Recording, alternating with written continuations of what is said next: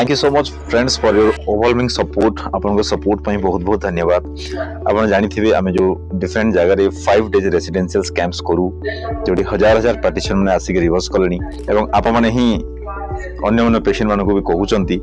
एबे आपन गोटे गुड न्यूज देबा पई चाहूची कि हमर अपकमिंग कैंप इन अनुगुल आ गोटे ब्रांच स्टार्ट करछु एवं अनुगुल रो होटल आसियाना हिल व्यू आपन सुनिथिबे जोटा कि मेन रोड साइड रे अछि होटल आसियाना हिल व्यू सेठी हमर 5 डेज अपकमिंग रेसिडेंशियल कैंप केबे होबो केमती होबो तले नंबर दिया हिची आपन से नंबर रे कॉल कर देबे एवं कॉल करके डिटेल्स इंफॉर्मेशन नै जेबी। फ्रेंड्स मन रखंतु health is the number 1 priority हेबा कथा आपनकर हेल्थ को केमती वेल्दी रखिबे 5 डेज रेसिडेंशियल कैंप थरे आसंतु हेल्थ कोन बुझी जिवे एवं डिजीज को ओनली मेडिसिन नेकी कंट्रोल करंतुनी ताको रिवर्स करंतु आया ओनली मैनेज करंतु ताको रिवर्स करंतु एवं कॉम्प्लिकेशन रो मुक्त रहंतु। Thank you so much.